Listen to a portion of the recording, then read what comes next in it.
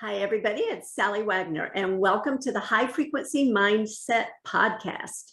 Today, our guest is Amie Wade. Amie, welcome. Hi, thank you so much for having me. Well, I'm so happy you're here, and I can't wait to introduce you to our audience. So, everybody, listen up. Amie Wade is a certified life coach, certified mind, body, spirit practitioner, Reiki Master teacher, certified angel card reader, certified 200-hour yoga teacher, and author. In fact, that's how we met, because of being authors, right? Yes. Amie has a background of over 20 years of office management and administration work. Hanging on to her childhood stories of abandonment, mental and emotional abuse, and then molestation, which contributed to having suicidal thoughts almost daily, kept her in the space of hopelessness and despair. As an adult, she chose to use alcohol to cope with her unhealthy emotions and a way to be able to relax and have fun. With the information she gained from taking the certification courses, reading lots of books, and listening to a multitude of spiritual teachers and influencers, she learned to change her perspective about her life experiences and released her addiction. While working full-time in the corporate world, Amie dabbled in coaching for 15 years with her Reiki clients and the classes, workshops, and retreats she's facilitated.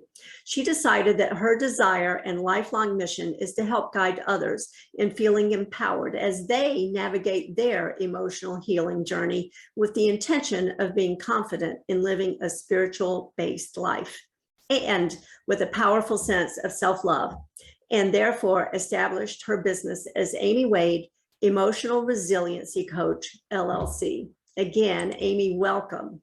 Thank you so much. So, golly, lots there we could talk about. Yeah.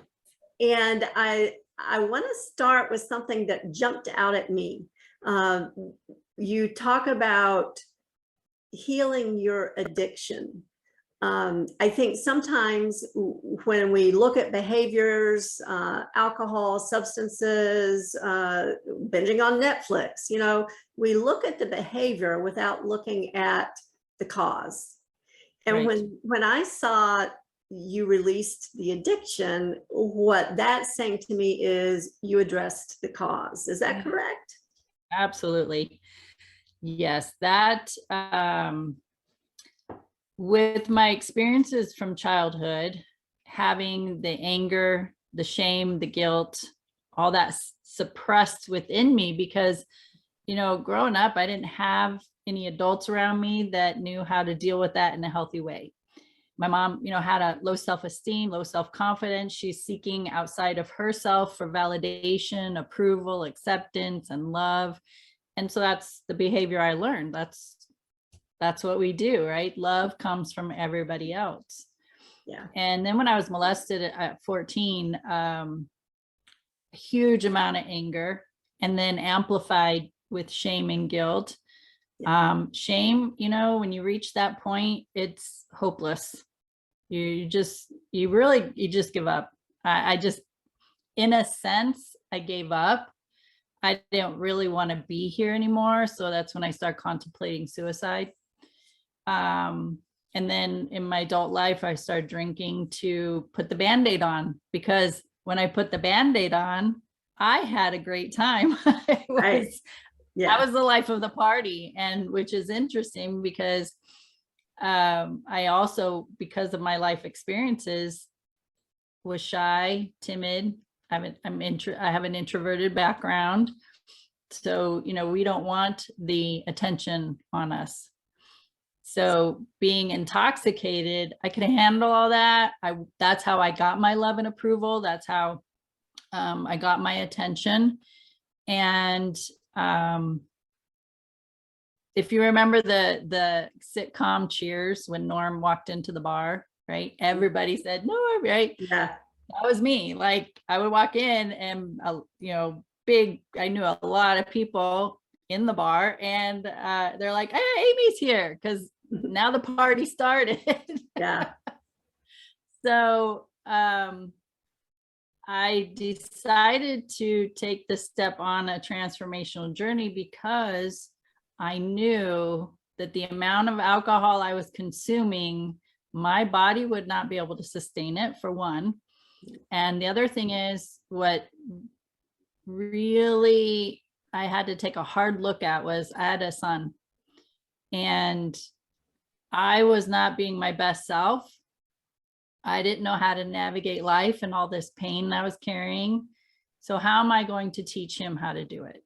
Yeah. What kind of an example am I being by the way I was covering up all my pain? And so taking the steps to address, why am I drinking? What, because, you know, in the beginning, I didn't know. I just knew that when I drank, I had a great time. Yeah.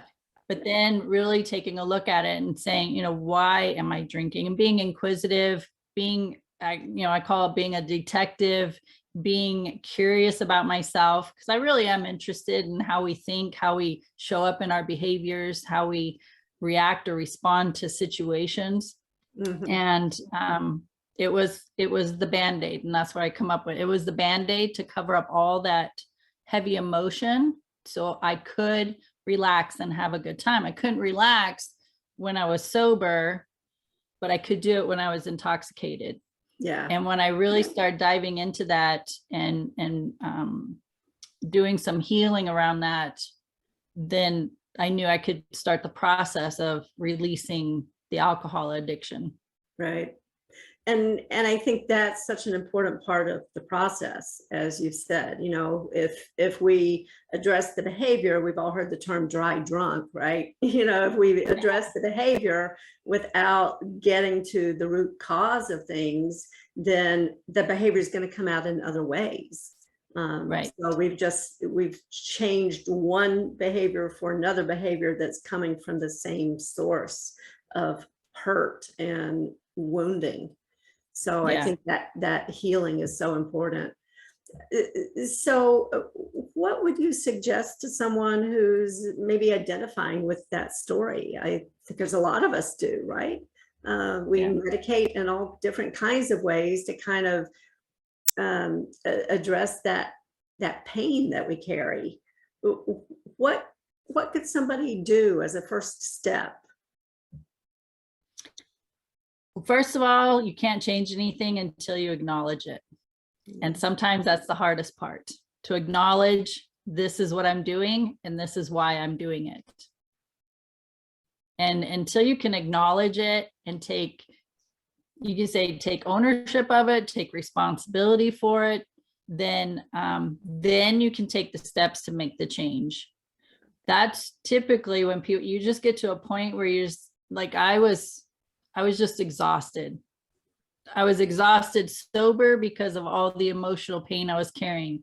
I was exhausted from being intoxicated because the hangovers took longer. It was just, you know, the benefits of either way there were none. And when I just really took responsibility for, it was the emotional pain that I was carrying that was triggering the behavior. Yeah. And once I knew that, once I really acknowledged that, then I could go, okay, what's the next step? And interesting enough that, you know, we are energetic beings. So when we start to be inquisitive and ask the questions, whether it's just energetically, meaning just thinking about it, or actually talking to somebody and asking the questions, the universe starts helping us. Yes. And a book showed up. Right? Hey, Amie, I think I wasn't a reader at the time. I was 28. And I wasn't a reader, really. I didn't like reading in school. It wasn't my thing. But somebody handed me a book, and it just totally opened up my thinking, because it validated some of the things that I was already experiencing earlier in childhood. And I had this question of, what is life about? Are we really supposed to be born into these families and experience all this pain, the anger, all the lower vibrational emotions, and then die? Like, what kind of sense is that? That made no sense to me as a kid. I was like, I'm not having this. This is not, because after I was molested at 14, and then that that heavy emotion really settled in, and I was having these suicidal thoughts every day. I'm like, I don't want to live till 80, 90, 100 years old in this way. And so, you know, I just go back, when you start asking the questions, the universe starts to work with you to bring you the answers. And I was handed a book. It was a Sylvia Brown book, and she talked about, you know, past lives, reincarnation, karma, like all these topics that in spirit, like energy, and all these topics that felt so right to me. It made so much sense. And so that book alone just opened up my interest in spirit world, but still also wanting to take the steps to help heal myself. From there, you know, I was guided to, from that one book, like that was the catapult of my journey. And I call it my conscious spiritual journey. We're always on a spiritual journey. Yeah. But that was my conscious spiritual journey. That's when I started, I would say, kind of waking up to me. And it just led me like to Brian Weiss's work of past lives. And then I eventually got connected with Louise Hay and her book, You Can Heal Your Life. And that's where I really started diving into the emotional part, because what she talks about, you know, she's the pioneer of our emotions contribute to our physical issues. Right. And when I started learning about it, it was just like this, angels were singing, and it just made so much sense to me. And I just really soaked all that in. And I just love it so much and I've had so much validation that that's true, that our emotions that we harbor is going to affect us physically. Yeah. And I think, you know, more and more science is telling us those things. And yet at the same time, that may be kind of a novel idea for some people to consider.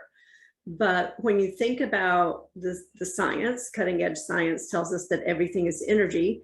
Thoughts are energy, our bodies are energy. And so energy affects energy. If we have the energy of low frequency emotions, that's going to be trapped in our bodies, and it's going to show up as disease, illness, inflammatory disease, most especially. Toxins are going to accumulate around those low frequency points. So it makes sense in those terms. And what we don't really realize as well is we're living our day-to-day life. You know, we just keep getting on this high speed living. Everything's faster, faster, faster. And we're stressed. Yeah. So not only are we just stressed from our normal day-to-day living, those emotions, I just call them lower vibrational emotions, when we stuff them into our body, it actually causes stress. Yeah. But because we've been living with it for so long, we don't realize it. Right. And that was one of the things. When I'm intoxicated, I relax and I have fun. How can I relax when I'm sober? Well, the process was to allow myself to acknowledge these emotions that I was putting in my body and pushing them down and trying to cover them up and ignore them. When I started letting those emotions come up, and I use writing and burning. So I write out, you know, just write out how you're feeling. If you need to blame somebody for something, write that out. I'm blaming you for this.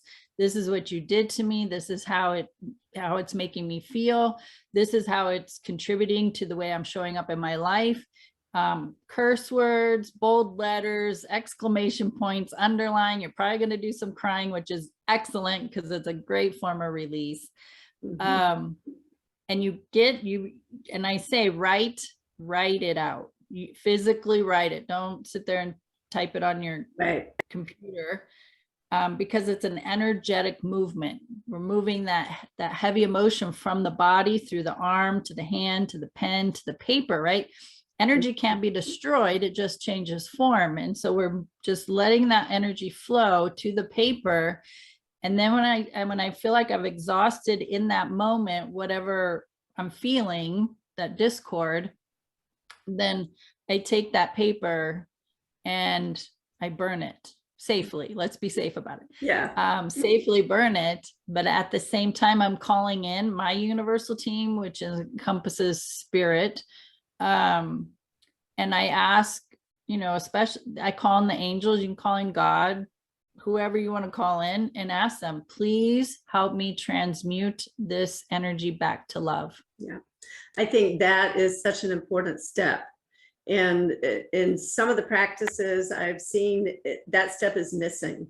I always include it in the practices that I encourage people to use, because we don't want to just release that energy and then it's free to do something else in the world, right? We want to transmute it, and then we can redirect it in any way we choose. Yes. And I also do a couple other things after that. I acknowledge the experience, that there is value from the experience. Yeah. Sometimes we can't see it right away. When you're in the chaos of it, you're probably not going to see it, and that's okay. But when you get through it and look back, what value was there for me to walk through that storm? Mm-hmm. What information, what wisdom did I gain? And information becomes wisdom when you implement it. So we have to implement what we've learned, implement the valuable pieces, and we just leave the rest behind, because we can't change anything that happened, and there's no real significance of hanging on to it, because it's just going to stress us out anyway. So I acknowledge the value of it, that this is why I had to go through this, and this is what I learned, and implement what I learned. And I love being wiser. I just love that word. I'm so wise, right? Yeah. And I also, I'm grateful that I had that experience. So the experiences that I had in childhood, would I want to walk through it again? I don't know, but I do know that it contributed to where I'm at right now. And for me to have walked through those storms and grow from them and learn all the information that I've learned from so many great teachers and influencers, that now I get to help others. And I just think about, that game, The Barrel of Monkeys, where we're just helping each other up. We're just helping empower each other and help each other grow and expand and step into our greatness instead of wallowing around like fish out of water. So and then the last thing is I just want to hit upon is that when we move that energy from our body to the paper and we allow it to be released to the universe, you've created an energetic void within your body, and we want to fill that up with something else, not more crap, right? So you want to go do something that feels really good, that just lights your heart on fire, that lifts your spirits. It could just be 3 minutes, 6 minutes of dancing, some really good upbeat energetic music, but I just want to be clear, it's something that brings joy to you. That even could be like a bubble bath. It could be going to the gym and just moving the body. It could be watching babies laughing on YouTube. It could be anything that's going to lift your spirits up, because we want to replenish our body with good feeling energy. Yeah, that's an important step to kind of complete the cycle, right? Because you're right. Any gaps that we've left when we get rid of that low frequency energy, they're going to be filled with something else. So we want to make sure we consciously choose what we fill it with. Right. You've touched on books a few times. Your bio, you talked about how important it was to read and learn. and you and I met through a book project. Yeah. So it's called, you want to give the title of it? Yeah. It's Overcoming Mediocrity, Limitless Women, and it's facilitated by Christy Ruffino. Yeah. Dynamic Publishing Women's Network. Is that correct? So, sometimes I get those words twisted. I know. I remember, yeah, I see the acronym and I'm like, I'm not sure what it means. So sorry, Christy, we're trying here. Yeah. She'll understand. So is this journey that you've shared with us, is this what you're sharing with people in the book? A lot of it is, yes. I don't know if you allow F-bombs on here. Sure. Okay, so what I do is because my question was just like, what the fuck? Yeah. This is what life is all about? Are you serious?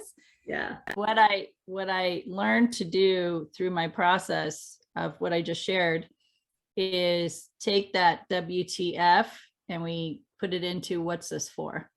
Yeah. So that's why I'm saying find the value. What's this for? What am I gaining from this experience?